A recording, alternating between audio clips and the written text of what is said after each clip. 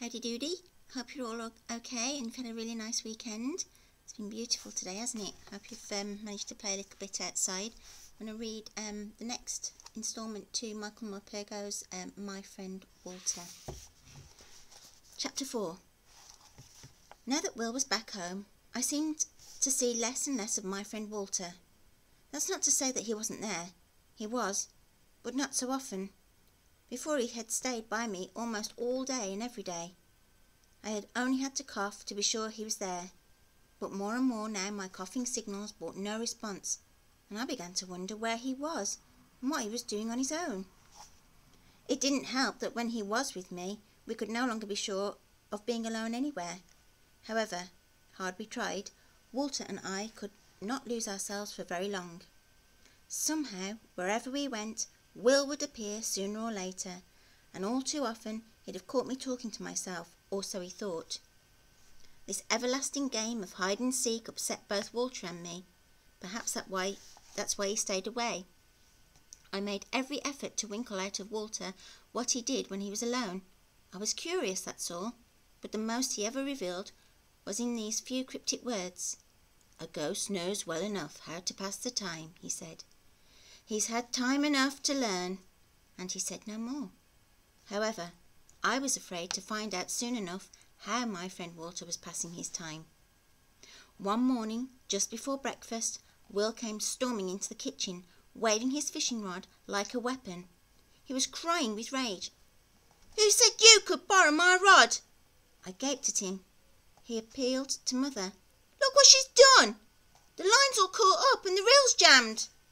"I never touched it," I protested. Right away I knew who the culprit was. "Honest, I never. I haven't even been fishing since you came back." "Perhaps your father took it," said Mother, trying to calm the storm. "You'd better ask him before you go accusing your sister like that." "I have asked him," Will shouted, "and he told me he's been too busy to go anywhere near the river for weeks. It was you. Couldn't be anyone else, could it?" And he waved the rod in my face. "I never touched your silly rod," I screamed, knocking it aside. "Only that once while you were away. I didn't think you'd mind. Just once." "I'm not talking about then, am I?" Will said. "You messed up my rod and you're going to pay for it. The whole thing's jammed solid." At that very moment, Gram came in from the pantry carrying a plate, and on the plate were 4 gleaming silver trout. "Well, someone's been fishing," she said, "and I can tell it's not me. Fresh as daisies these are. Found them on the kitchen table when I came down this morning. Straight out of the river, I'd say." She put the plate down on the table and wagged her finger at me. "I've told you before, Bess, neither a borrower nor a lender be," and she told me often. It was one of her little sayings. Gran had hundreds of them, and she trotted out whenever she could. Father came in from milking and kicked off his boots by the door. "What's all the fuss about?" he said. "You two been here to teach other throats again?" And Will told him about the whole story and pointed in triumph to the plate of fish on the table. He picked it up and carried it across the kitchen and presented it to Father as evidence. "Sea trout again. Couple of pounds each. Nice fish, well?" Father said, looking down at me.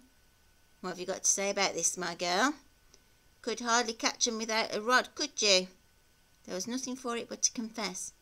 I made the best of it I could. I thought you'd like fish, that's all," I cried. "You're always saying money's short, and we've got to be go careful, and so I thought I'd try and catch a few fish." And the tears flowed as freely as I could manage. "Oh, she didn't mean any harm, Will," said Mother, putting her arm around me and drying my eyes with the dishcloth. "All right," said Will. "But she's got to ask, that's all, or get her own. What am I going to do about this line? I'll never get it undone." "I'll give you a hand with it later, Will," said Father, and he ruffled my hair. "You went out and caught these," he said. "Last night?" "Yeah, last night," I nodded. "Should have been in bed, shouldn't you?"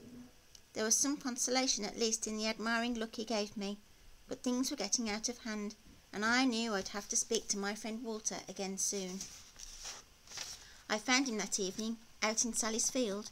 I'd been coughing for him everywhere, increasingly angry at the predicament he had landed me in. When I told him, he just roared with laughter. "Oh, I commend you, Bess, for your quick wit," he said, and then he went on. "Did you see the moon last night, chick?" "I was asleep last night," I said, wondering what that had to do with anything. "Had you seen the moon and the mist rising from the valley floor, you could not have stayed abed," Walter went on. "Fish rise on such a night, dearest cousin. I could not but go, and what a night it was, filled with the cries of owls and foxes and the piping and splashing of otters. On such a night a soul can be at peace, even one such as mine." "How did you mess up the reel?" I asked. "Oh, alas, I became entwined with an unfortunate overhanging branch," he said. "One of the perils of fishing at night. I did all I could, cousin. I climbed the tree to retrieve it, and that was no easy task for a ghost of my years, despite my best endeavours. However, I ended up with a bird's nest for a reel, and had to come home. I ask you, what was I to do? Was I to leave the fish I had caught for the otters and the herons? I wanted to keep them for you, so that we might cook them again by the river as we did once before, remember? Would you scold me for that, dear cousin? I brought them back for you. I was in the kitchen with the fish laid out on the table and trying to unravel the infernal line when the door opened." "Gran?" He nodded. "She made at once for the stove to put on the kettle for her morning tea. She always rises with the birds for her cup of tea, and I had forgotten it. She took one look at the fish and straightway scooped them up and set them about washing them and gutting them. I thought it best not to steal them away from under her nose. The shock of such a thing, I thought, might indeed have grave consequences. So there you have it all, cousin. I own the fault, it was mine, and if I have harmed you, dear Bess, then I beg you humbly to forgive your wretched cousin, who loves you tenderly, and would have you love him as well. How could I be angry with him for long? Am I forgiven, cousin?" "I suppose so, but we'd better not pinch his rod again, that's all," I said. "I'll see if I can borrow father's for you from time to time if you want. He likes me to go fishing. He won't mind." So, that's the next few pages of My Friend Walter, and I will carry on tomorrow. All right, have a good night.